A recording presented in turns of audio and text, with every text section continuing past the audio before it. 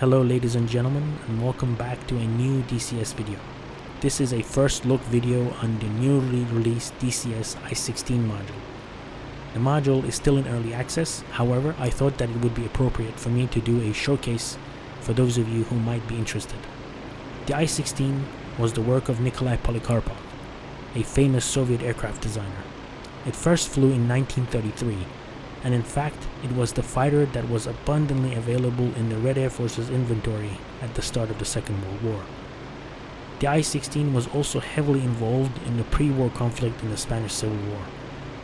In DCS, the I-16 has many camo patterns reflecting the various conflicts that it has served in. From a pure historical perspective, the I-16 cannot really be considered as a successful fighter design, and it received a negative image from the start of the Second World War in the Eastern Front, because it was far inferior to Germany's late to mid-model Bf-109E series. Its designer, Nikolai Polikarpov, also felt the heat from the aircraft's poor performance at the start of the war. However, it is important to remember that the I-16 was a 1930s plane, and that in fact during the Spanish Civil War it had done well against the earlier models of the Bf-109E series. Furthermore, the I-16 design lays at the crossroads of two distinct eras of aircraft design, those being the biplane and the monoplanes. So, let's take a look at the I-16's takeoff. It is similar to most other propeller-driven aircraft. However, its lack of a rudder trim might make it a little bit more difficult. You have to control the aircraft's yaw, which is the result of the engine's torque, via the rudder. However, the most difficult part of the takeoff starts after the wheels leave the ground, and by that I mean raising the landing gear. There are no levers to push or buttons to press to simply retract or lower the landing gear. You have to do it manually via pulleys and gears. It takes approximately 43 turns of the main undercarriage handle to retract or deploy the wheels. The undercarriage position is indicated by the semicircular hollow metal strip on the front of the cockpit instrument. Yes, this process may be very tedious, however it is a very realistic and extremely accurate simulation of the aircraft. The introduction of the I-16 into DCS was a surprise to me. However, I have been wanting a DCS level quality Russian World War II aircraft for years, but I would have expected something from a later parts of the war, such as a Yak-3 or an LA-5. However, the I-16 is also a very special aircraft, and I must say that I thoroughly enjoy flying it, especially at low level. They have also done an excellent job on the sound for the I-16. It sounds very realistic, and especially when the aircraft is flying away from you in a third-person perspective. They have also modeled the fuel starvation with negative Gs. The aircraft's engine begins to cough and sputter as you put negative Gs on the aircraft. Also, inverted flight for prolonged periods of time will starve the engine from oil. The I-16 was mass-produced, and thus there are different models, blocks, and types of the I-16, each with some degrees of upgrades or changes. The model that we have in DCS World is the I-16 Type 24. Thus, it is equipped with a radio, something that was lacking on the early war models.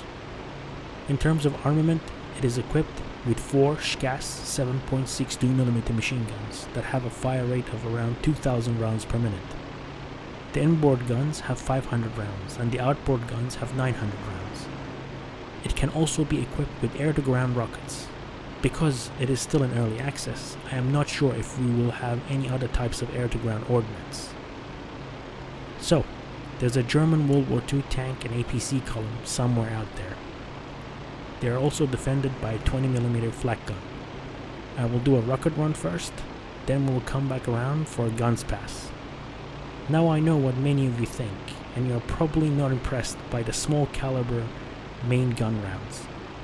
But their high rate of fire, combined with its high muzzle velocity, make it a rather effective weapon system.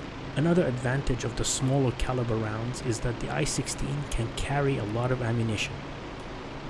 As I mentioned, the I-16 can carry 6 air-to-ground RS-82 rockets.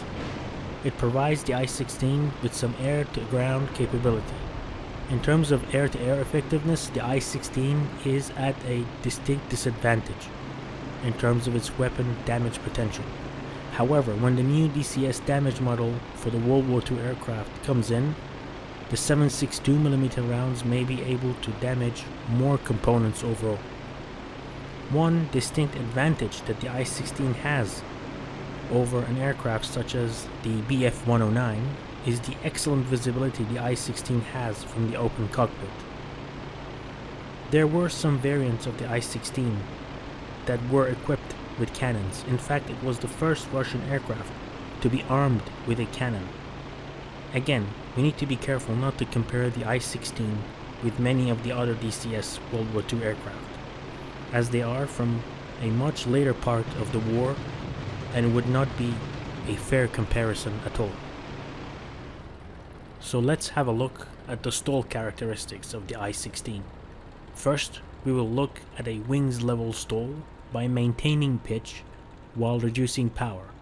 At first, we see shaking, then the right wing drops and complete departure from a normal flight occurs.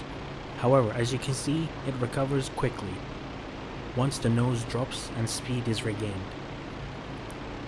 Next, we will look at a stall while banking and turning.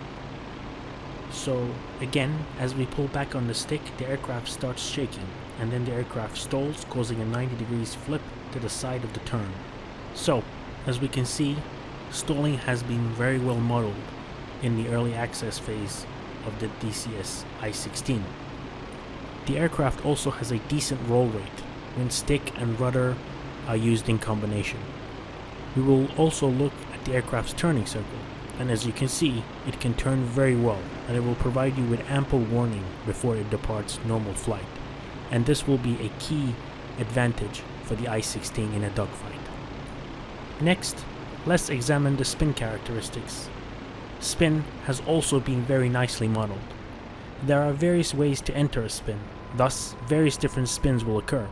For this type of spin, the aircraft turns a couple of times and then it recovers naturally, as you can see. The next spin is more complicated, but it recovers with a normal anti-spin procedure, which is usually opposite rudder to the direction of the spin and stick forward. As you can see, it is a little bit more difficult to recover from, but it shows us that spin has been very nicely modeled for the early access I-16 module.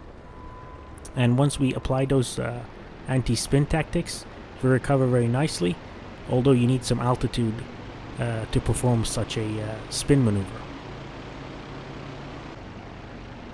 So the last thing that we will look at is landing. But before we do that, we have to prepare the aircraft by dropping flaps and dropping the landing gear. This is probably as tedious as raising the landing gear after takeoff. But overall, I am very happy with the state of the I-16, given the fact that it is an early access module. There are some mistakes in the quick start manual, and overall it is only 15 pages long, as it is only an early access quick start manual. I find the I-16 to be very fun to fly, and the history behind the aircraft is very important to me as well. An aircraft such as this carries an immense amount of history behind it, and that is something that is very important to me. So, once the flaps have dropped, the aircraft is very stable. The landing gear drops using gravity once the locks have been opened. This is my first ever landing in the DCS I-16. It almost went horribly wrong, but luckily I was able to control it. So I hope that you guys enjoyed watching this first impressions video on the DCS I-16.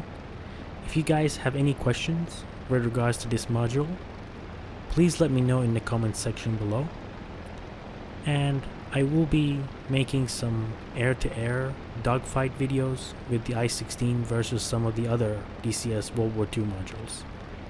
Thank you so much for watching, and I'll see you guys in the next episode. Until then, bye bye.